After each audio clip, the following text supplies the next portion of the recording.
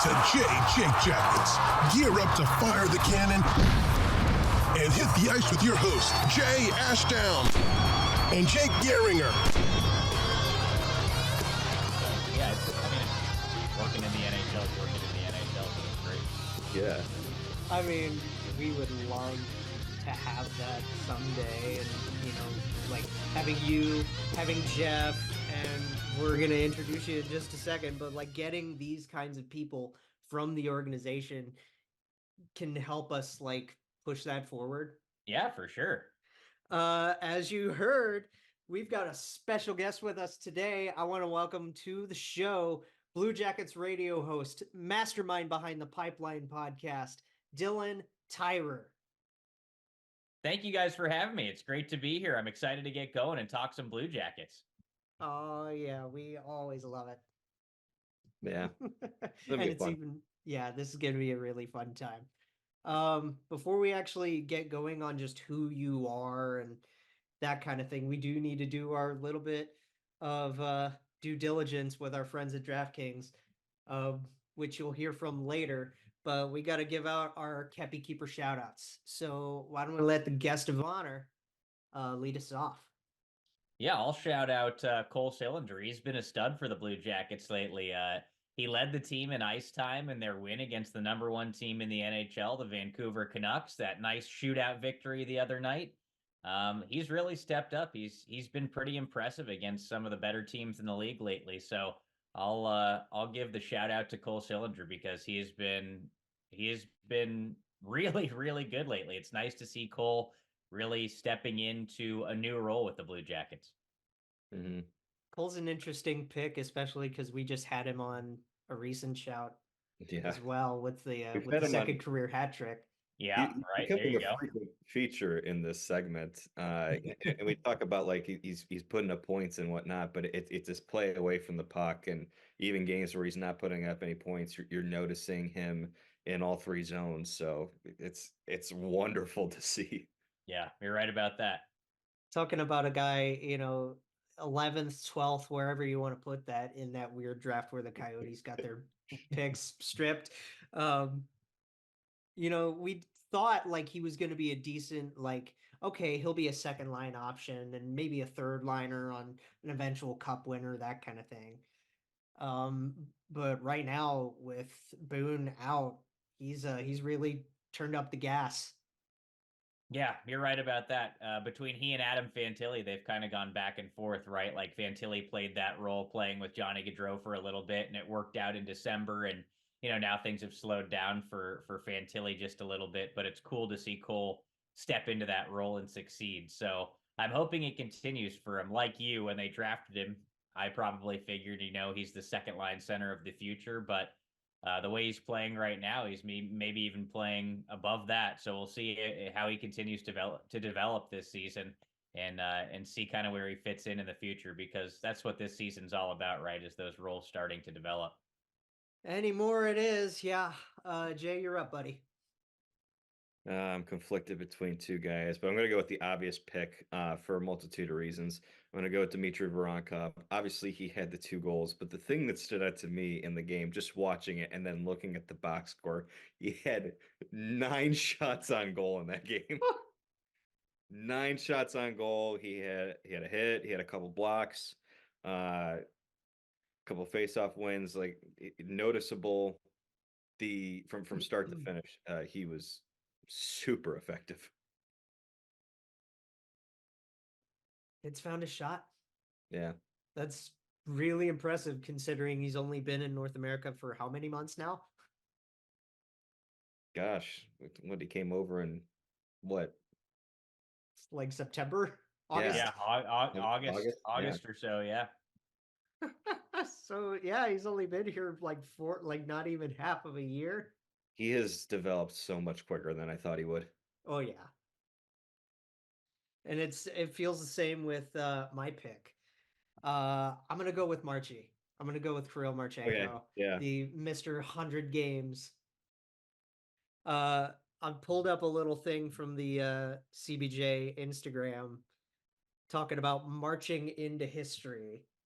This was really cool. I wonder who actually designs these. You'll have to give us a little industry secret on that if you know that, Dill. 35 goals, tied with Rick Nash for most throughout 100 games in franchise history. 22 even strength goals, tied with Cam Atkinson for most in the first 100 games. Nice. And 13 power play goals, second most throughout 100 games. So he's dare I say, marching along. And that shootout winner, Dude, oh, shout out Texier. he pulled out his best French poke impression, and that was really, Is that really the Russian fun. poke? Yeah, it was good. I saw that graphic too that you were talking about with Marchenko, and I was just thinking about it. It's pretty impressive, right? You're talking about a guy who's still early in his career, but maybe could be one of the best goal scorers in franchise history. He's not even 2 full seasons into his NHL career, but he's on that pace, right? And you got to assume that he's only going to get a little bit more comfortable and better as time goes on. So who knows? Kirill Marchenko might be in those Blue Jackets record books sooner rather than later. He's definitely climbing way faster than we thought, especially after taking those first steps last year and spending the whole first quarter or so of the year up by 71 in Cleveland. And then he finally gets that call. And when he got here, he cemented himself right away. Yeah, he played 16 games in Cleveland last year, scored 8 goals in 16 games, and was ready for the league right away. Dmitry Voronkov didn't have to wait that long this season. He played just, I think, 4 games in Cleveland, and he stepped in really nicely. But it's cool to see the Blue Jackets having that Russian pipeline, the way that Chinikov has developed this year as well. The Russians look very, very bright. Their futures in Columbus look very bright. We were just talking about Chinny before you came in here. Yeah. So we mentioned, like, you bring up Chinikov. Like I mentioned, Voronkov had 9 shots on goal. Marchenko had 4 shots on goal. Cole had 7, and Chinikov had 7. These guys are putting the puck on the net. Like they're shooting when they get their chances, and they're making the most of them.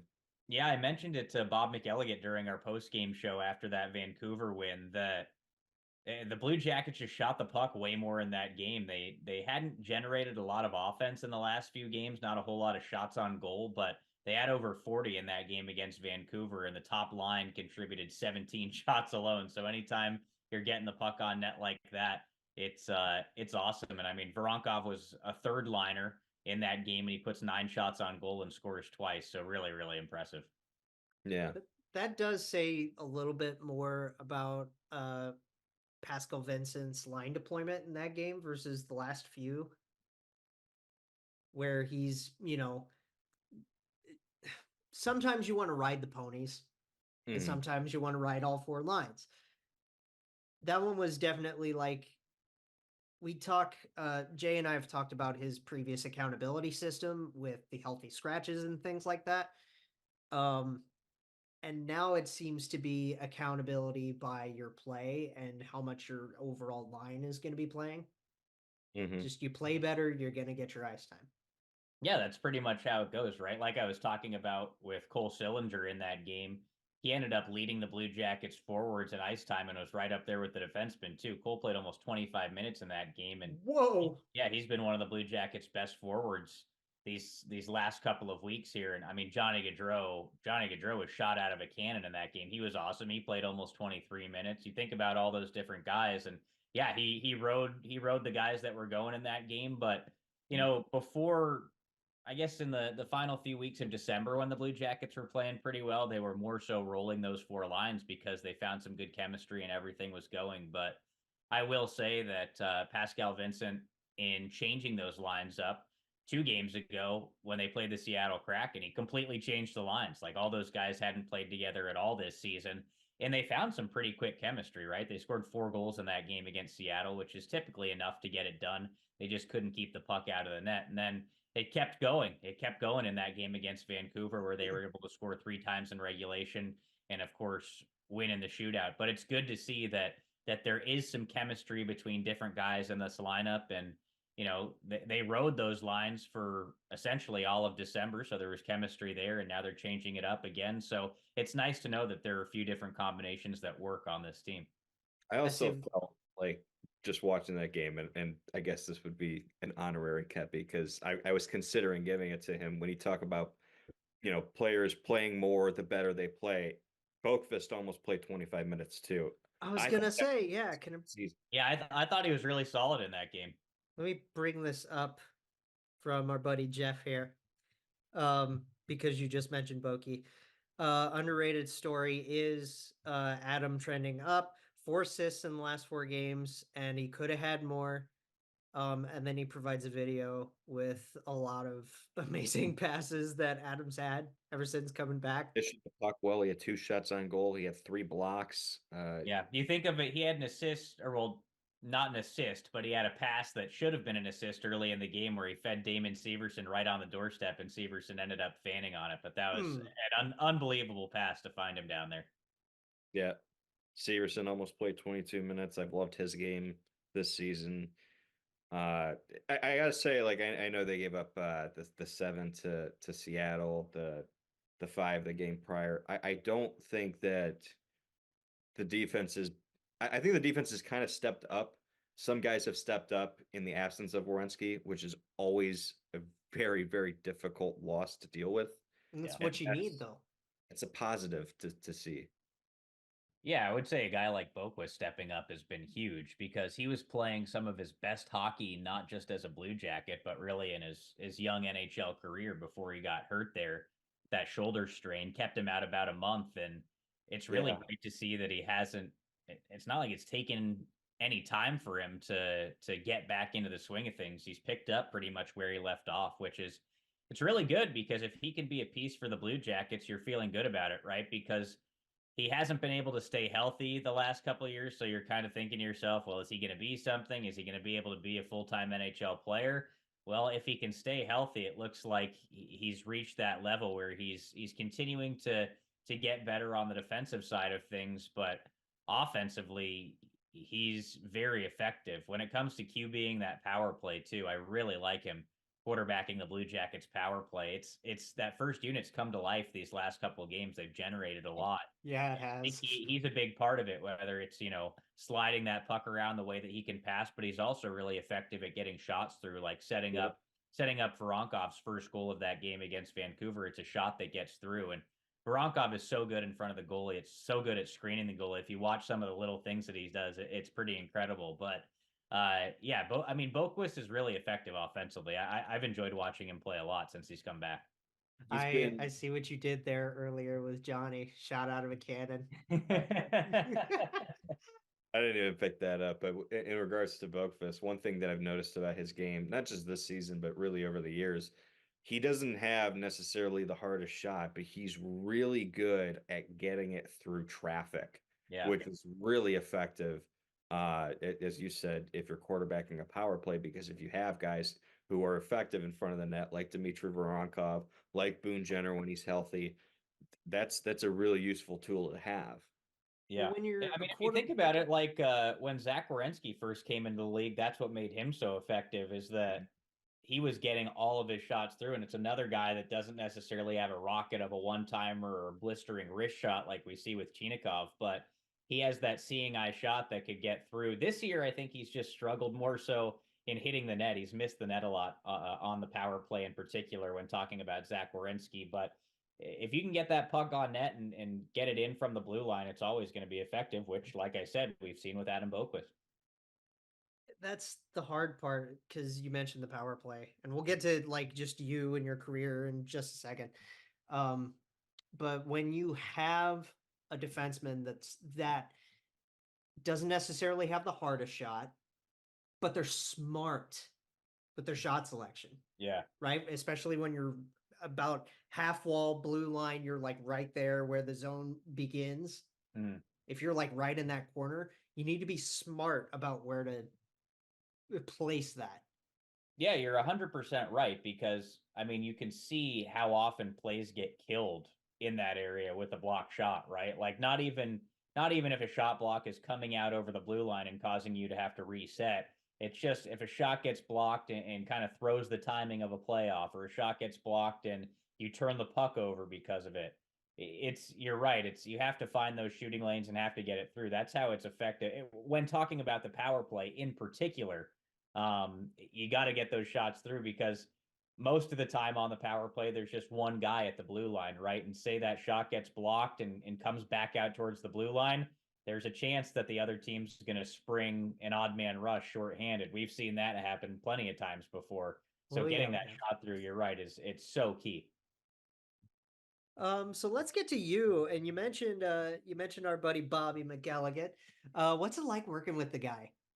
It's great working with Bob. He's pretty much the reason that I have my job with the Blue Jackets. He, Russ Mollahan, who used to be the director of broadcasting and is now retired, and Mark Gregory, who's the vice president of broadcasting for the Blue Jackets. I actually started out working for the Blue Jackets as an intern. I went to Ohio State. I'm originally from LA, and I went to Ohio State, and I interned with the Blue Jackets my sophomore year when I was 19. And I've worked with the Blue Jackets ever since. I was a part-timer throughout the rest of college. Then I got the radio hosting job right out of college, and now I've taken on some of Russ's responsibilities, who I mentioned before. He's retired, so when he retired, I took on some of his responsibilities, and I do that with the radio hosting and the Pipeline podcast and all the different video stuff that I do on social media. And Bob's been a huge part of that along the way. He's always been an advocate of mine. So I appreciate Bob. Probably more than anybody knows. He's been a big part of getting me to where I am. So it's been great working with him. So you've basically just been there since you were able to start, huh? Yeah, literally, exactly. I've worked. Next season's going to be my 9th season with the Blue Jackets, believe it or not. So this is year number 8 for me. My first 4 years, we made the playoffs, and unfortunately, we haven't been there since. So I'm hoping maybe we can go on a run defying the odds this year and get back in. But if we can't do that, then next season is the year. My 9th year with the Blue Jackets, we get back in. That's so crazy, because like hearing you talk about your timeline, knowing you've been there almost like, near to a decade now. Yeah, it's crazy. It's crazy. I can't believe it. Because we've had fun. Real quick, I just want to say this. A little bit of background. It's fun to see the development of not just players, but also people in an organization. Yeah. When I first got into the sport, this would have been 2010. My dad were Penguins fans just because his business partner had season tickets. So that's how I got into the sport, was watching the Penguins before we got season tickets with the Blue Jackets, and I became a Blue Jackets fan. But when I went to these games, I noticed this younger guy on the Jumbotron who would always do like these reports and stuff like that, by the name of Steve Mears. Yeah. It's fun to see like what he's developed into in his role with the Penguins. And I kind of felt the same way with you when I would go to Blue Jackets games and I would see you early on. And now the fact that you just said 9 years, I'm like, 9 years. I remember when I was going to games and I was like, this guy's new. Yeah. Yeah, and I know it's even funny for me to think about it, because like we have interns, we have broadcasting interns every year now, and to think that that's how I got my start. And now, this year I've even gotten to call play-by-play when Bob missed a couple of games this year. That's what from going as an intern to being able to call play-by-plays. It's pretty funny, and it's I've been really fortunate. Like I said, Bob's played a big role in helping me get to where I am, and those other guys that I mentioned, Russ and Mark, and everybody else that's helped along the way. But yeah, it's really cool, and I've just been really lucky. There's another guy that, friend of ours, friend of the show, that we've had on before, that's kind of in that same realm of like, whoa, it blows my mind just how long he's been doing this, and that's Mike Todd. Yeah, I know. I couldn't even tell you how many years Mike's done it, but he's been with the Blue 18. Jackets. Yeah, he's been with the Blue Jackets doubly as long as me, twice as long. And he's another guy that's always been great to me. He was really, really nice when I was an intern, back before I was even legal drinking age. So yeah, he's always been a great guy. He's one of the best in the biz, and we love him to death. Yeah, he's awesome. But yeah, like, so how was that when Bobby was sick? For me, it was great. Obviously I was thinking about Bob the entire time, and I was hoping that he was going to end up all right, which he obviously did. But it was great. Like, that was a dream come true. That's what I want to do. I want to get into play by play, like you were talking about, Jay, with Steve Mears. Being able to follow in somebody's path like that is what I want to do. And even Josh Getzoff with Pittsburgh now, like he and Steve have kind of switch roles, where Josh was doing radio after Mike Lang, and now Steve is doing radio with Josh doing TV. But that's the ultimate goal for me. So to be able to do it for 4 games this year was awesome. I got to do that 9-goal walloping by the Blue Jackets in Buffalo. So being able to call all those 9 goals and the Marchenko hat trick was awesome. And then got to call some exciting games. The overtime game against the Capitals that unfortunately Alex Ovechkin won, snapping his 14-game goalless streak, believe it or not. So yeah, I mean, working with Jean-Luc Grand-Pierre was awesome as well. He did the color for me. Jody Shelley was really good. He came on into the post games with me, really helpful. Jeff Rimmer was really supportive as well. So like I said, everybody's been really helpful and great, and doing those games was an unbelievable opportunity, and I'm really thankful that I was allowed to do them. It's again, Mark Gregory is the guy that ultimately made that decision, so I'm really, really thankful and glad he had the faith in me to do it. So you're all able to get together in like TV and radio, and Oh that's yeah, how the booth is set up? we work together every single day. Like, we have, we're all always at practice together, talking hockey together, on the bus together, on the plane together, all that stuff. Always talking hockey, going out for a drink or dinner on the road, whatever it is. You're talking with everybody, whether it's Jeff Svoboda or Dave Metzold, or even our video production guys, Donnie or Jonathan. Like, everybody's out there, everybody's talking hockey. It's a very collaborative effort. And like I said, when I was doing those games, even now when I'm not doing the games, everybody is really supportive, whether it's Jean-Luc or Brian Giesenschlag or Dave Metzold, or any of the TV producers or directors, any of those guys. We've got a relationship with everybody, because that's who you're working with. It's you're going into work every day, and your coworkers are all the TV guys, the media members, the players, the PR guys. That's who you're working with. So it's just it's like an office atmosphere, just in a little bit different of a way. The rink's your office. Yeah. It's like what oh my gosh, why am I blanking on names? Like Steve, we always mention Steve Dangle with a lot of references and stuff. And he's, he always says, like, it's like you're working at the candy store or the toy store, right? Yeah, exactly. I thought you were going to make an Office reference. So when you said Steve, I thought you were going to say Steve Carell. We can't think of Michael. I wanted to ask about Jody Shelley, because recently, over the years, he has done more national broadcasts. I mean, he's a very, very talented guy. What is it? Hey, what have you taken from him? Because he's obviously really good at what he does. Didn't him and Jean-Luc do a Seattle broadcast recently? Yeah, he and Jean-Luc, well, during the playoffs last year, they did a few of the games together with Jeff Jackson. He's the play-by-play guy for the Flyers. He was doing the games with them play-by-play, and they were the analysts. I mean, Jody's really knowledgeable. So the biggest thing that I've picked up off of him is just a knowledge of the game, the way he thinks about the game. He's so connected in the game as well. The people, former players. Yeah, exactly. So, I mean, he's really good. He's really good. I will admit, I don't get to watch any of the games on TV anymore, because I'm at all the games doing the radio stuff. But right. when I was able to listen to Jody and Jeff, Jody is one of the best color guys, I think, in the NHL. Just, he makes things. I always say that my favorite broadcasts are the ones that sound like they're having fun. The play-by-play guy and the color commentator, that they're just having fun and have a good relationship.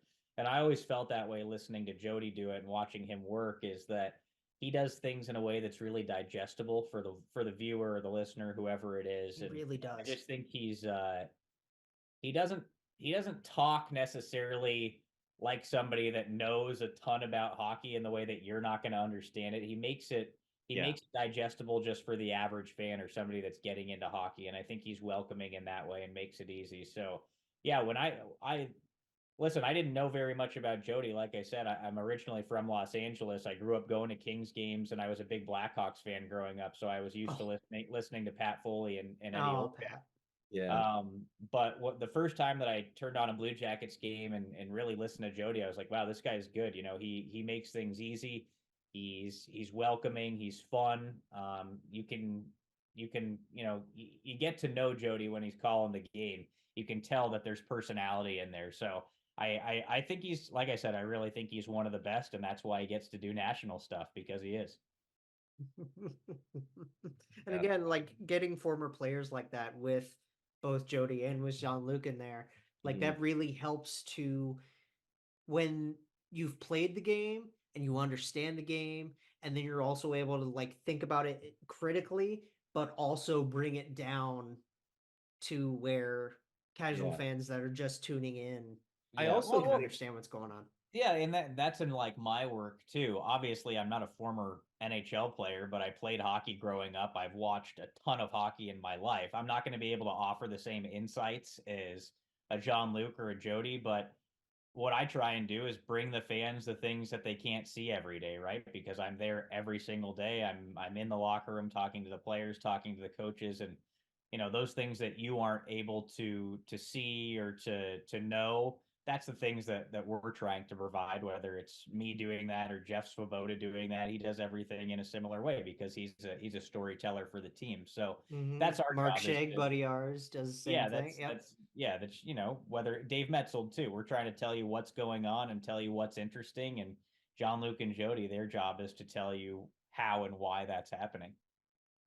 I also think there's something to be said, like when you look at Jody Shelley and his career, Jean-Luc Grand-Pierre, and then when we talk about the national stage, Paul Bissonnette, like is there something to be said about these guys who were kind of enforcers in their day playing, and just the personality they have as sort of those glue guys in the locker room, and Yes. that kind of translates to post-playing career in media? Yeah, I would say 100%.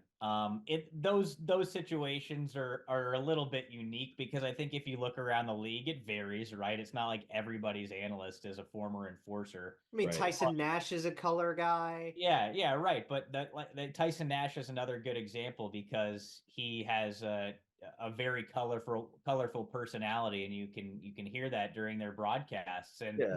I think that's a huge part of it, right? That whether you're listening to Spittin' Chicklets or watching Paul Bissonnette on TNT or whatever it is, it feels like he's on everything nowadays. Oh yeah, he is. He has an unbelievable personality, and he's the first guy to admit that's pretty much what kept him in the NHL, because he was the jester in the locker room. He was that glue guy. That's why everybody liked him, and that's why everybody still likes him around the league. Why he has so many connections, why he's on all these broadcasts, because people like him. It's the same deal as Pat McAfee, right? Like Pat McAfee, it's not an enforcer, but he was a He's a punter. punter, It's not like he was a star player on Right. his team. He's a guy with a great personality, and that's why people like him. There are a lot of parallels, I think, between Pat McAfee and Biz in that way. And you're right, Jody to a lesser extent. He's not out there saying all of the Yeah. crazy stuff that Biz is. He's a little bit more buttoned up than that. But yeah, Jody has a good personality. He likes to have fun. And he has a lot of friends around the league, and Jean-Luc the same way. Jean-Luc's an unbelievable guy, just really, really nice guy. And I think good people are rewarded with things like that, right? People are attracted to good people like that, and people that are good at what they do, which is why those guys are good at what they do, and it's why they have jobs doing it. It's very funny to understand like where post player goes, and if they end up going into media, just how much that can bring more out of them. Like I mean, Jay, this is a question more specifically for you. Like, does Ryan Reeves not look like, oh, he'd be perfect in the booth? TNT. Absolutely. I could see that. I could see that for Ryan Reeves when it's all said and done, for sure. There are a lot of guys like that. I don't know if he'd want to be like I could see Ovi doing it. Oh yeah. Ovi would be Yeah, great. he'd be unreal. That would be funny. But like, for example, like I'll bring up a player that you might not even think about. because some guys just have unbelievable personalities and are just made for it. Like Zach Dalpe, who's still playing in the minor leagues right now. Zach Dalpe, former Blue Jacket, would be unbelievable at it. He's just got a great personality and just really approachable in that way. Like, I think we've talked about him before when he was with the Blue Jackets. We were like, wow, this guy would be great on TV or great on radio. You know what I mean? So it just depends on your personality. Some guys are made for it, some guys aren't. And there are some really good characters around the league. I miss him. Me too. I miss Zach a lot. He's a good guy to come around. So this is a question I think I've asked before, but I'm going to ask it to you because I think it's an important question. Whether you're a diehard Columbus Blue Jackets fan, a more casual Blue Jackets fan, or a new Blue Jackets fan, the last few years have been a little difficult. They've missed the playoffs a few years in a row. This season has had quite a bit of tension to it. Oof. What do fans have to look forward to with this team in the future? What are the bright spots that this is where we need to look at and smile? Well, I mean, you're talking to the right guy because first of all, I'm always an optimist about things, and second of all, I'm the prospect guy with the Blue Jackets, so I'm big into what they have going on. But I would say the biggest bright spot of this season for me is that you can see those roles starting to develop. Like there's guys that are stepping up, and you can see what they could be or where they're going to fit in, whether it's a Cole Sillinger. That's been a great sign for him. Right in the middle of the season, he's come alive. I mean, Adam Fantilli is going to be a complete star in the league. We could gush about Adam all day long. Yeah, Corey Pronman of The Athletic, I think, put out like the best 175 or 180 players aged 22 and under in the NHL and in the lower levels of hockey prospects, essentially. And I think Adam was third or fourth on the list. So it's, he's right there. It was like Connor Bedard, Jack Hughes, Tim Stützle, and then Adam Fantilli. So that gives you an idea of the type of player that Adam Fantilli could be. You're looking at a perennial like 80, 90, 100-point top line centerman, which is the Blue Jackets haven't really ever had. I mean, that's what we're looking for. Yeah, so I mean, that's the biggest part of the future there is like you have a guy that could potentially be the greatest player in franchise history. What's not to like about that? And then you have nice pieces developing around him, whether it's a Cole Sillinger or a Kent Johnson, or a Dmitry Voronkov, or a Kirill Marchenko, or a David Juracek on the blue line, Denton Matejchuk coming, Gavin Brindley. People really like Gavin Brindley. All you have to do is look a couple of weeks ago to see what he did helping Team USA win a gold medal at the World Junior Championship. That 4-goal game at the World Juniors, man. Yeah, I mean, he's a stud. A guy that I purposely haven't talked about yet is Igor Chinikov. I think he has been such a bright spot of this season, and you could see it coming with him, right? Like you could see glimpses, excuse me. Yeah. Last couple of seasons. Yeah, he got hurt. He was getting adjusted to North America, but you could see it. And then he came back this season just absolutely jacked. Like last year, I saw it in his lower body. I was like, whoa, this guy's pretty big. And then this year he came back in the upper body. He looks like an NFL strong safety or something like that. He's legitimately like jacked. And then you see it on the ice. I think at the beginning of this year, I had a couple of predictions where Pascal Vincent said that he kind of outlined how he wanted the Blue Jackets to play. He said, we want to be stout. We want to play north-south. We want to play with speed, and we want to play with skill. And I was thinking about that and kind of the roster makeup of the Blue Jackets. And I thought to myself, well, Alexander Texier is coming back this year. He kind of fits that mold. I thought that Cole Sillinger fit that mold. I thought that Kirill Marchenko fit that mold. Obviously, Adam Fantilli is like the poster child of that mold. And then Igor Chinikov is that. Like, he is that to a T. And it's not an exaggeration to say that he's the fastest player on the ice and he shoots the puck harder than anybody on the ice essentially every single game, which is crazy to have that package in the same player. I know that kid's had a shot. Like, yeah, I have. We always knew he had a shot, but now it's like you see everything coming together for him. In December, he was one of the best goal scorers in the NHL. Went a little bit cold after that, but he obviously scored against Vancouver, so I hope he gets going again. But you can see, and I talked to Mark Recchi about it, and, you know, he's a Blue Jackets assistant coach, and Mark Recchi knows a thing or two about hockey. He's one of the greatest of all time. And I asked him, I said, you know, how good can Igor Chinikov be? Because if you recall, the Blue Jackets selected him in the first round and nobody knew who he was. It was a complete that was surprise like, pick. yeah. And I asked Mark Recchi, I was like, did you know anything about this guy before you got here? And he's like, not really. I remember everybody was surprised when they took him. But now that I watch him play, he can be as good as he wants to be. Because again, he's the fastest skater on the ice and he has the fastest shot on the ice literally every single night. So if that tells you anything, it tells you that the Blue Jackets have a guy that can really be a threat in this league. Because I mean, you look at it. Kirill Marchenko is probably going to be, you know, a perennial 30-goal scorer. The way that Chinikov can shoot the puck, it looks like he can be a perennial 30-goal scorer. Wouldn't be surprised to see him get to 40 every couple of seasons. Adam Fantilli is going to be a 30-goal scorer. You look at all these guys that they're going to be able to put the puck in the back of the net. It's really, really exciting. And then you have more prospects on the blue line. You have depth prospects in the organization, whether it comes to a Luca Del Belbaluz or a Stanislav Svozil or a James Malatesta, all of those guys playing in Cleveland. They also, I mean, they have another Russian monster that's in the pipeline, and Kirill Dolchenkov, who's I think 6', 240 pounds. He's going to be right there with Voronkov in terms of size. It's like they've got pieces. They've got pieces. So it's nice to see those roles starting to develop with the guys that you hope are going to lead the way, the guys that are here right now. And then if you can add to that, the roster construction is very exciting. Jeff and I talked about it. Jeff Swoboda, that is. We talked about it a little bit last year that you kind of look at the New Jersey Devils and the way that they're pieced together. They've got first round picks everywhere on their roster. Right.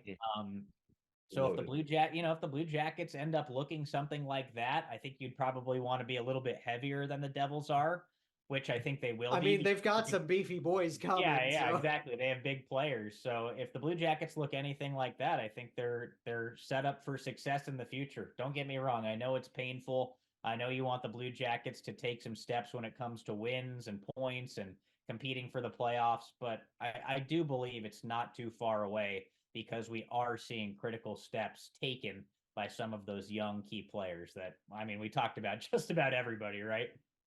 Want to give a quick shout out to our buddy Jeff Swoboda. We've had Jeff on the show before too. Yeah. And that's how we got to you. Yeah. He just does the best work.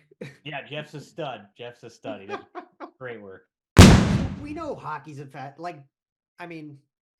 fans, hockey's a pretty fast sport. Yeah. It's fun to watch in person, watch them just fly around, and you can definitely tell they're flying when you're watching on TV. Yes, absolutely. But we've got a special thing for you with our buddies at DraftKings Sportsbook, an official sports betting partner of the NHL. You can score faster than anything happening on the ice. This week, new customers can bet $5 and get 200 instantly in bonus bets. So let's take a look-see here. Yes. So today is Tuesday. Shall we look at any Wednesday games? Recording on Tuesday, we should look at the Wednesday games. Because that might actually help people out. So let me open up my DraftKings account. I've got it right here. Which has money in it because life's been good. Because it has. So we're starting with a fun matchup in the Atlantic. Two teams that are really fighting it out to try to, one that's nipping at the heels of a playoff spot in the Red Wings, and one that's still pretty secure in the Panthers. Red Wings have had some good games lately. They're really, really fighting it out. But Florida has been consistent all year. They've been pretty damn good. They've continued what they've done last year. Despite Nick Cousins, they've been fine. Yeah. I like the Panthers in that one, but money line. I might take the Red Wings plus 1.5. Yeah, I mean, you can combine these kinds of things. That's just one of the many things you can do. Over-unders in terms of goal totals and everything like that. The overall money line for said game is a plus 180 for Detroit and a minus 218 for Florida. Yeah, I always try to avoid money lines on the favorites if they're above minus 200 because it's not as much money.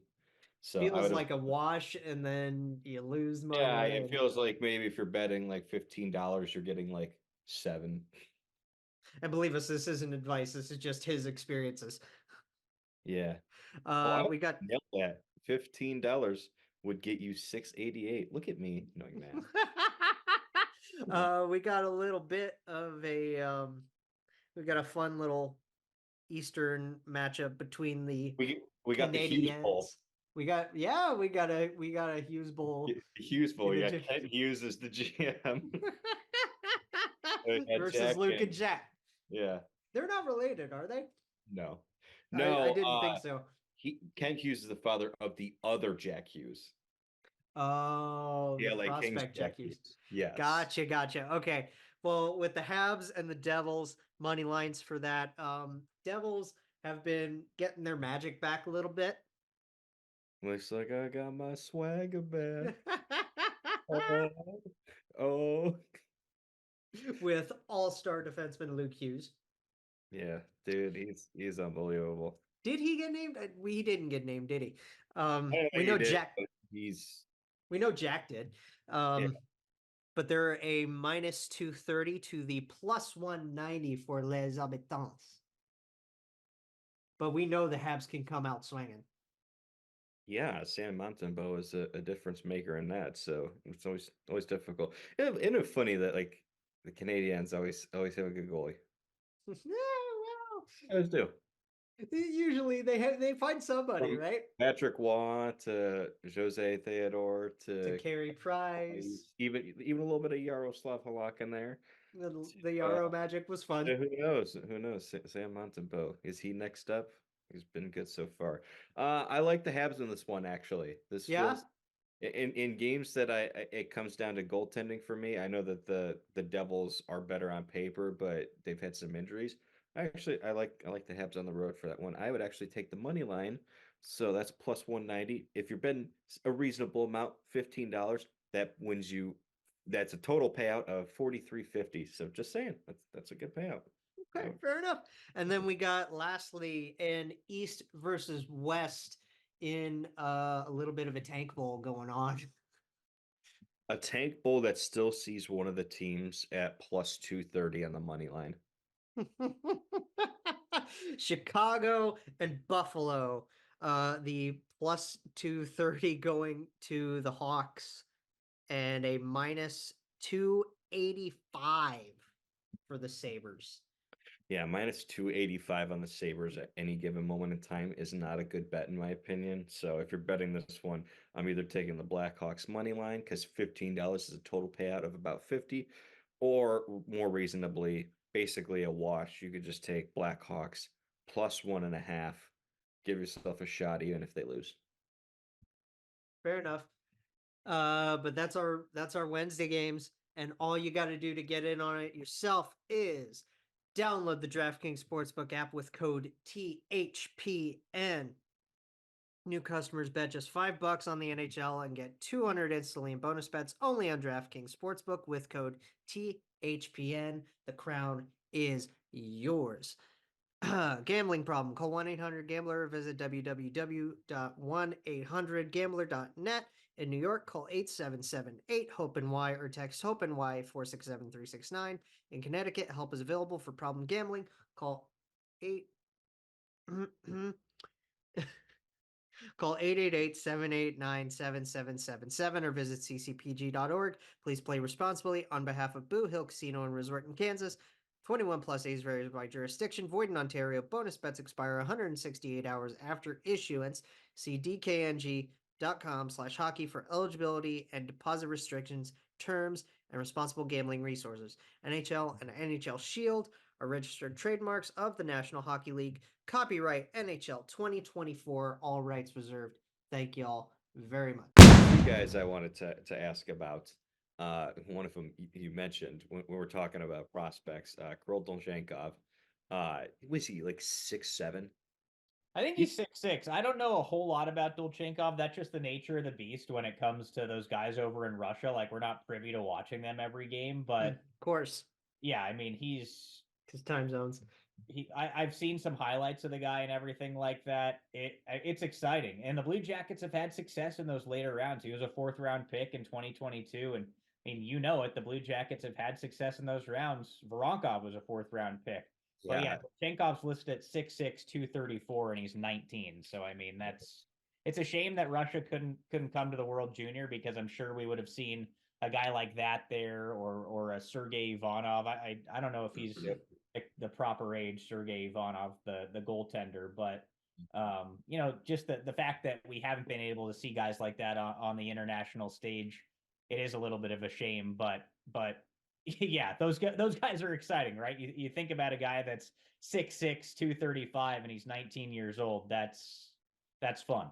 And Ivanov's got some damn good numbers down there too in net. Yeah, he has. Sergei Ivanov has awesome numbers right now. I haven't checked in a while, but he was, you know, top 5 in the KHL in both goals against average and save percentage on a team that really isn't that good this year. In Admiral. So if that tells you anything, it tells you that he could be a piece in the future too. The other guy I wanted to ask about, and this is a guy that I've been a fan of for a while, and funny enough, I've compared him many times to a guy that we got this offseason, Severson. I want to talk about Corson Coolmans. He's the biggest Corson fanboy on the planet. Well, I asked Rick Nash about it on the Pipeline podcast after the last season. Name drop it. Yeah. And Rick, I always ask Rick if he can give me pro comparables for guys, because I know that gets people excited, right? And you're wondering, what's this guy going to be like? And who can he turn into? Yeah. Yeah, exactly. And it's hard to do. But Rick said that when Corson's at his best, he reminds him a little bit of Seth Jones, just the two-way ability of Seth Jones. So, I mean, that's good. But Corson obviously is still getting adjusted to the pro game. He hasn't put up crazy numbers or anything like that in Cleveland this year, but that's to be expected. The Blue Jackets drafted him 25th overall in 2021, and everybody knew that he would be a bit of a project. People thought he could go higher than that. People thought he could go lower than that. So it was the Blue Jackets' 3rd first-round pick that year, so you're taking a little bit of a chance on a guy. So we'll see what Corson Ceulemans becomes. It's not like he needs to be on some fast track or anything like that, which is great for him. But I like his game. Like, there's a lot of offense in his game. I think the biggest thing people wanted to see was just that decision-making get a little bit more refined, which is pretty much the key for all young defensemen. But I do like that he plays with an edge as well. He fought. You're seeing that with David now. Prospects tournament. He got in a fight there. I can't remember if it was the Blue Jackets' last game or second to last game. I think it was second to last game. He got in a fight in Traverse City. But, you know, there's some edge there. He can play chippy. He can lay a big hit like David Jiricek. He's almost like David Jiricek light in a way, just because Jiricek is bigger, and obviously he was taken 6th overall. I was going to say, like, I'd mentioned it earlier, like, we're seeing a lot of that with David right now.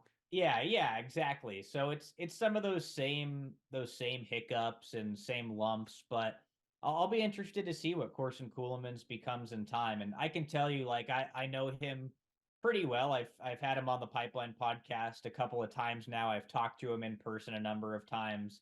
He's a really nice kid too, really good guy. And if I could say one thing about the Blue Jackets prospect base, is that everybody is a really good guy. Like, there are some like genuinely really good guys. James Malatesta is a great guy. Jet Greaves is a great guy. Stanislav Svozil is a fun guy. Luca Del Belbaluz is an extremely, extremely nice guy. Corson Ceulemans, like I said, is a great guy. Adam Fantilli is a great young guy. Cole Sillinger is a great young guy. All these guys are high character players. So I'm excited they're in the organization. Not to mention the Russians are all awesome too. So, I'm sure. And it's great to have them have their little triangle and like getting like the fun part to me, and we were talking about this before you got here, the fun part to me with Russian players is when they start learning the language and they start communicating with everybody else. Looking at Yegor from year 1 to now and seeing how much his English has improved that fast, it's really impressive. like he has a great personality too, because we had no idea what he was like when he wasn't speaking English. Right. He has a very, very fun personality. And now you can, Voronkov still can't speak English very well, but he can say a few words. So like when we're in the locker room and hearing him say a few things, it's really funny. And they all sit right next to each other too. Of course, all their stalls have to be right there, right? Yeah, and Texier's kind of been an honorary Russian this year, so it's fun. It's fun. You mentioned pipeline, many times already. I want to know the origin stories behind you doing the Rink Report and where the pipeline pod came from. Yeah, the Rink Report, they just kind of asked me to do it when I started out, just to kind of ease the load on some of the other broadcasters. So it's not a great story there, but that's just kind of how they do it. The our event presentation people just, asked me if I could start doing that. So I said, yeah. And the Pipeline podcast, I believe it started during COVID. I started it. I think this is the 4th season of the Pipeline podcast. So I started off and I was thinking about it at that point. I was like, listen, the Blue Jackets, we knew at that point that they were going to kind of retool and reset, and they had a lot of young, good players coming in. And I figured they would have high draft picks for the next few years, which it's turned out they have. So I thought, what better way to get fans excited about the Blue Jackets, getting FaceTime with these young players. So when it first started out during COVID, it was just kind of, a get to know you with some of the guys that we didn't know yet. Mm-hmm. And I figured fans would like it then because we were looking for things to do, right, during COVID. Oh, yeah. But now it's just kind of developed into, let's get excited about the future. Like I said, I'm an optimist. I'm into the prospects. That was the first thing for me, really, is I've always loved prospects, no matter the sport. Like I grew up a huge baseball guy. I've always been into the prospects, like playing the video games, whether it's the NHL video games or the Madden video games or MLB The Show, FIFA, whatever, NBA. Yep. I always love doing the franchise stuff and playing GM. And the biggest part of that is developing for the future. Like the NCAA video games back in the day, I would love doing all the recruiting and everything in those. Back in July. Yeah. So yeah, I mean, yeah. But I've just, long story short, I've always been into prospects. I love them. No, go along, dude. I don't know how much, we didn't, we don't want to take up too much of your time. We were thinking maybe a little over an hour. If you have no worries. But I've just always been into prospects, and I figured it's kind of an area that we don't have covered with the Blue Jackets. Nobody was talking to the prospects, really. I guess we would do a prospect report every now and again, written. But I like being able to get to know these guys. Like, what if it turns out that one of the guys has an awesome personality and fans already start loving Gavin Brindley because they heard the interview with me and Gavin Brindley, and they're like, this guy's awesome. Gavin Brindley's great. Let's get excited about Gavin Brindley. And then people are really pumped when he gets to the Blue Jackets. That's kind of the purpose, and that's why I do it. I do it selfishly because I like prospects and learning about these guys. And I figured, I'm sure there are other Blue Jackets fans that are into the same thing. So that's kind of the audience that I'm two of those guys. Yeah. And that's the origin of the Pipeline podcast. That's how it all started, that I'm a prospect nerd, and I figured there were other nerds out there like me. So let's give them something to chew on. What about Rink Report? Oh wait, never mind. You already, that one just said like that's just you do this now, Dylan. Yeah, pretty much. So one thing I want to talk about with prospects that I've loved the Blue Jackets that they've been doing lately, and we've been doing this for almost 3 years now. This is our 3rd year doing this, and we want to do big things, and that's why getting Jeff, getting you, we're probably gonna hit 150 shows by before the regular season ends. We want to do something big for that. All right. So we're in for a big year. One thing I've said ad nauseum on this podcast is, if I were a GM, I would go out of my way to get at least 1 or 2 guys every year in the draft from Michigan. Yeah, no, I mean, that's starting to do that. Yeah, I mean, Yarmo's listened to your advice, I guess, because it looks like we do that about every year now. So we've had multiple show titles alluding to that. Like what we've got Columbus Wolverines is one. Yeah. And then we've got Mason Blue Jackets after Adam got There drafted. you go. I like that. That's good. Yeah. Yeah. So even though you're a big Buckeye fan too, right, Jake? Yeah. I went Yeah. to OSU, so I'm a I mean, Ohio we've State got an guy. alumni with us. Yeah. I do you, or I never really talk about the Buckeyes with Jake too much, but obviously, Well, because he's It's so tough sledding he's- for the heartbreaking. Buckeyes right now. They're getting dominated by Michigan. Yeah. pretty much I mean, across he's the also board. pissy about Ryan Day. So That's for another I'm podcast. not We trying to can take talk all for hours time about tonight. that. But like just talking about that hockey program, because I'm not like super huge into Ohio State hockey because Yeah. I went to it's a Canisius. fun time. I So- remember, oh my gosh, was it? I think Carson might have been there at the time. I went in a game in 2018 against Mercyhurst, and they killed him. Yeah. Mason Jobst was there. I remember Yep. that was another big name. Yeah. From Yeah, that team. that's how I got started pretty much calling hockey. I did play-by-play for all 4 years at Ohio State calling hockey. So I know a lot of the old Buckeyes, like Nick Schilke. He was a great Buckeye for a while there. Mason Jobst, who you talked about. David Gust was there when I started out. Sean Romeo, the goaltender, was great. Obviously, Mhm. Carson transferred from Miami. So yeah, so many good guys. Like I remember when I was calling games at Ohio State, Zach Wierenski was at Michigan my freshman year. Andrew Peak got to call a couple of his seasons when he was at Notre Dame. Nice. Hughes, I remember when he came in with Michigan. Cale Makar came to play when he was at UMass. I remember calling a game with Cale Makar. Yep. Wow. We were in Winnipeg the other night, and Dylan Sandberg is one of the defensemen for the Jets, and I was like, Dylan Sandberg, that sounds familiar, and it was because when Ohio State went to the Frozen Four in Minnesota, I was there, and they played Minnesota Duluth, and Dylan Sandberg was on Minnesota Duluth at that point. So it's always world fun that I got to revisiting call all that, these right? guys. Where it's like, hey, I remember you. Where are you from? Yeah, exactly. So I'm sorry to about take that a over your little point, bit. Jago. Doing it all 4 years. Were you doing like a lot of stuff for Big Ten Network while you were calling those games?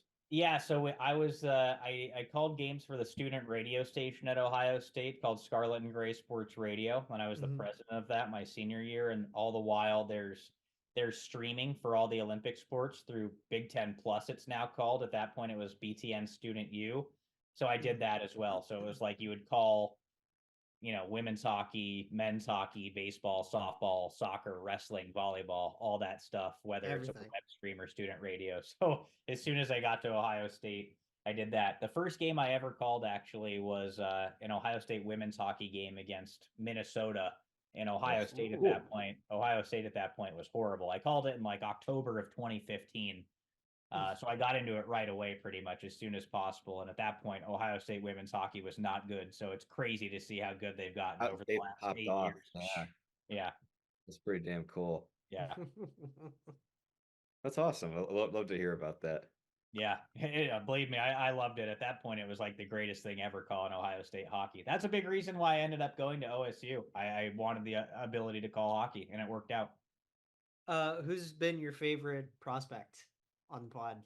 My favorite prospect on the podcast. My goodness, that's a good question. It's a hard one to answer because, like I said, I'm on my 4th season now. I really liked Martin Rysavy last year. We got to talk about. I mean, I asked him if he was in the movie Harry Potter, which house he would be in. Well, I should say the book Harry Potter, but which house he would be in. He was into that, which I liked. Great personality, Martin Rysavy. I remember like Peter Tomei for a while as a Blue Jackets prospect. He was a goalie at North Dakota. He's not with the organization anymore. I liked our interview. Let's see. Yeah, I had one just as Hunter McCown. I did one earlier this year with Did Hunter you? McCown. Yeah, Hunter McCown. Yeah, it was my second one of the year. The first one I interviewed Gavin Brindley, and I did Hunter McCown. The second one of this season. Another awesome guy. Really like Hunter. So that was a good one. But there have been a lot. There have been a lot of fun interviews. That's the thing. That's what I mean. Like I don't know if I've ever walked away from doing an interview on the Pipeline podcast and thought, wow, that was bad. For the most part, I really like all the guys, and everybody's got a unique, good personality. And you're not just saying that because of posterity reasons. No, like 100%. I would tell you if I thought there were some bad interviews, but seriously, no, I'm messing with you. There's some great guys. There's some great guys. I'm excited for what this season has to bring too. We've got a lot of guys that we've got to get to. Oh, I will say I really liked interviewing James Fisher last year too. He was the 7th rounder in 2022. I'm going to get to him. I'll get to him maybe in a couple weeks, maybe in the next month or so, because he changed teams. He's not in the USHL anymore. He's actually playing in Canada with the Penticton V's. So I'm excited to talk to James Fisher again. His interview was a lot of fun. What about Peddle? Have you had him on yet? No, I have not had Tyler Peddle. I actually reached out to his team earlier this season, but it's like where he used to play, Drummondville, is like, I guess, completely French speaking. Right.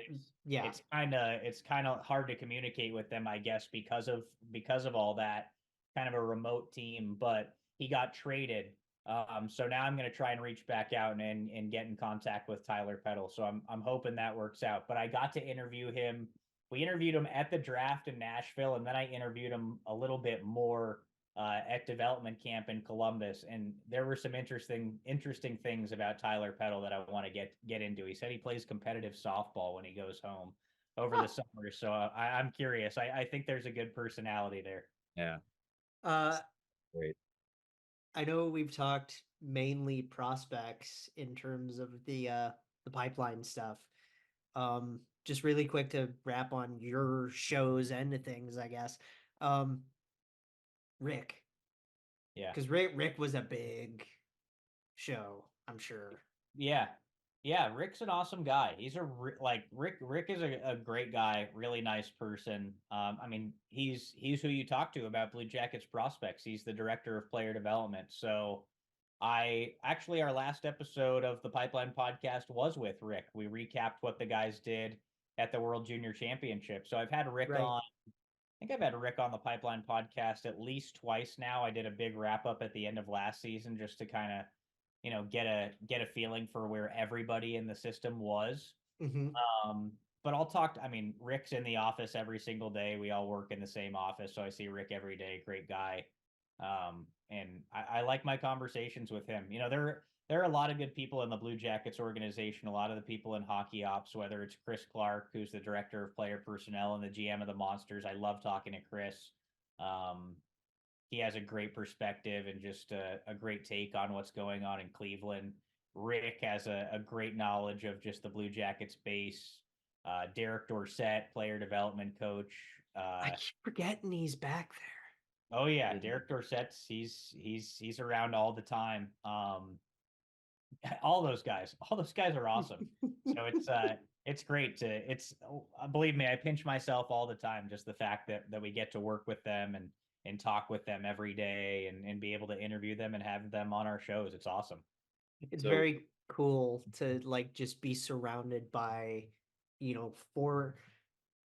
former NHLers, current, getting that whole hockey sphere of whoa, I can't believe I'm it's here. Like the president of the Blue Jackets is John Davidson, right? He's a legend in the game, legendary broadcaster as well. So he's just a wealth of knowledge. So it's and the funniest awesome man to be able to be with these guys. I want to ask, the guys you just mentioned. Okay, so I'm going to bring up another guy, Jared Bowl. Mm-hmm. You mentioned Derek Dorsett, Rick Nash. Chris Clark played here, I think, 1 or 2 seasons back in 2011. All these guys were with the Blue Jackets. Their playing career ends, and they come back to the Blue Jackets. What does it say about the organization as a whole that so many of these guys come back to Columbus after their playing career is over? Yeah, and I mean, you need to think about the guys that are still in Columbus that maybe don't even work for the Blue Jackets, whether it's I mean, there are a million guys, to be completely honest with you. I know Freddie Modine spends time here still. Oh, Freddie, yeah. God, so many different guys. I mean, think about all the current active guys: Nick, Yeah, Cam. yeah, exactly. Kep- Cam Kep is- Atkinson's yeah. going to retire here, Nick Foligno, all those guys. And you have to think about the players that are still going to come back here, like Nick Foligno, obviously. You think about Nick, and he just got an extension with the Blackhawks. But whenever his playing career is done, you got to imagine that he and the Blue Jackets would be a natural fit for his post-playing career. Who knows? But Cam works as a coach with my cousin's youth team. Like, yeah, exactly. It says a lot, right? It says that the Blue Jackets are a family-oriented organization, a place that people want to be and want to work, and it says a lot about Columbus. That I think everybody that comes here always says that Columbus is an underrated city, an underrated place. Anybody that spends any time here, and the fact that all those guys want to come back, it's huge, right? It's huge. So yeah, and it's great to have that point rehashed because we've had that question with Mike in the past. We pretty sure we asked Jeff as well. And you all say very similar things, and that just reaffirms like a big point of why we even do our podcast in the first place is just yeah. like this is a market where people want to go. Yeah. I mean, if you talk, yeah, exactly. Yeah, exactly. And I like it here. If you talk to any of those guys, that's exactly what they say, that they love Columbus, underrated city that maybe doesn't come to your mind right away when you think about big cities in the United States, but there are a lot of good things about Columbus. Those guys obviously see those good things. Jeff and I, we've planned for a while to do kind of like a combined written video story on all those guys that have come back and worked for the Blue Jackets. So hopefully, if you want some help on that, you should let me know. I was a film guy in high school, and I'm chomping at the bit to get into something. Yeah, there you go. But yeah, we're hoping to do that at some point and really get to the bottom of it and showcase why these guys love Columbus so much and love the organization. But I mean, I think it speaks for itself, the fact that so many guys have come back. If you need somebody to help you draft that up, you just let me know. All right, I will. So we're about, we're a little halfway through the year. All-Star is coming up. Trade deadline's coming up in a little over a month, give or take. What do you see with the team where we're at? What do you think of like the Elvis situation? Pascal saying what he said about the year. What positives can you bring out of that kind of muck that we're kind of in right now?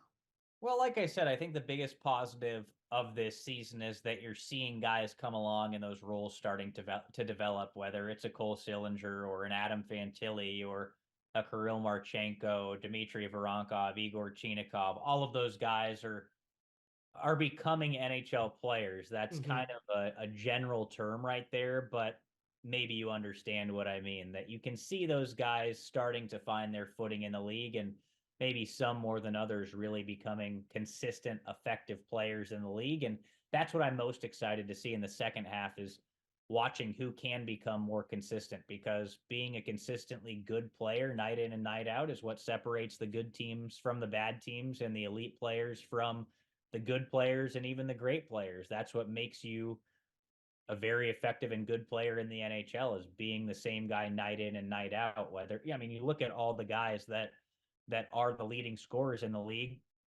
It's not like they're the leading scorers just because they go on 5-game tears out of 12 games every month. It's because they're picking up 16 points in 12 games every month. They're scoring every single game. They're effective every single game.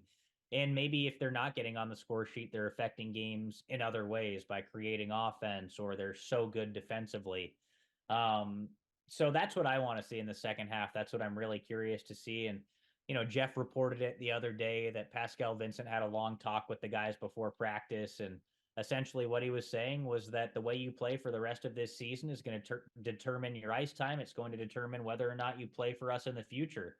So that's what I'm excited to see as this season goes on. Obviously, there has been turmoil. Obviously, guys, that's what's going to happen every year when you're in the position the Blue Jackets are in, right? Guys are going to get traded. They're going to have to, they're just going to have to make changes, right? I don't know what those changes are going to look like. I don't know if anybody knows what those changes are going to look like. You brought up Elvis.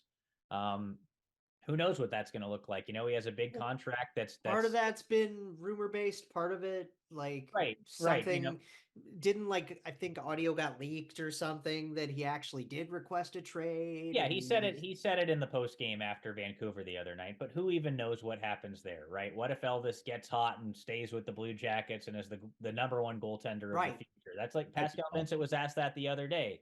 He was asked, do you think Elvis Merzlikins can be a number one in the league? He said, yeah, absolutely. He said, do you think he can be a number one here with the Blue Jackets? Yes, absolutely. We'll see what happens, right? We have no idea at this point, but that's just the nature of the beast in this league, is that when the deadline comes around and you're not in a position to make the playoffs, you're usually going to trade a few guys. So you're gonna sell some guys off, yeah, we'll see if that's the Blue Jackets this year.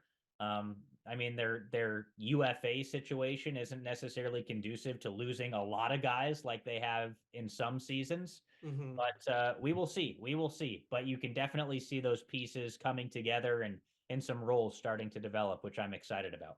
And considering those young guys, a few of those key guys do have raises due as RFAs coming up this summer. So it's going to be interesting to see those pay bumps. Yeah, you're right about that. 1,000,000%. Jay, did you have one more question before we got into the final bet? No, I am very, very satisfied. This has been a lot of fun. You're good? Okay. All right, Jay, I'm glad. I feel like he's itching. The last, like, we've done this with Mike, we've done this with Jeff. We always like when we have guys from the org come in, because we're, two young guys. I'm in film and media. Jay was in journalism through college, and we just like kind of asking for advice and figuring, because, we love this team. We want to eventually do something if it leads that way. And also for anybody listening who's interested in, journalism or right, there's selfish reasons and selfless reasons. Right. And you've got a mix of both really with what you do. So yeah. I mean, my biggest piece of advice just generally is continue to get reps. You guys have said that you've done 100 and you're going to come up on 150 episodes of this podcast. It's only going to get better over time. Like the way that I think about it, when I started with the Blue Jackets, using the Rink Report as an example, I had no idea what I was doing at that point. And I feel like I've gotten better at that over time. I've gotten better at the radio hosting, play-by-play. You're obviously going to be better 5 years after you started than when you first started doing play-by-play, right? So getting reps is the biggest thing, whether it's writing, whether it's doing on-air work, whether it's editing. That's how you're going to get better. That's how you're going to get more comfortable.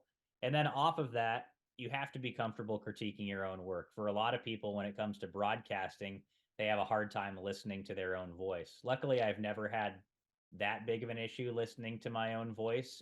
It's just whether or not I say things that I think are stupid. That's how I get better, is I'll listen to a pregame show that I did, or I'll listen back to this podcast that I did with you guys and say, well, I probably shouldn't have said that, or I sounded bad saying that. Here's how I could say it, make it more interesting.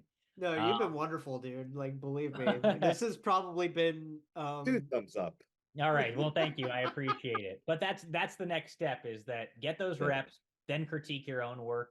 And then after that, don't be afraid to send your work to other people. When you think that, you're in a place that you can send your work to other people and they can help you out, do that, because it's going to be really helpful. Whether it's an industry professional or your mom or dad or a friend or a professor, teacher, whatever, it's always good to get other eyes and other ears on your work and get feedback from there. Just do not be afraid to reach out to people. That's the number one thing, is people are always willing to help. You're going to find people that are always willing to help.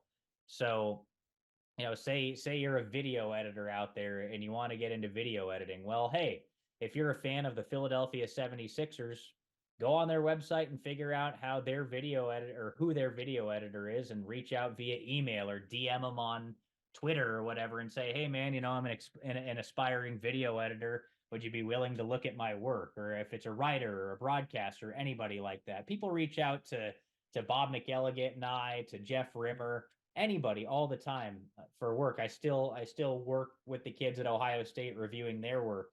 So that's a huge thing. And there are also coaches out there to help you too, right? Whether it's a a writing coach to help review your work or help you get better, or a broadcasting coach. Like, I work with a guy every so often that'll just give me feedback on my work and tell me what I could be doing better, or helping me write.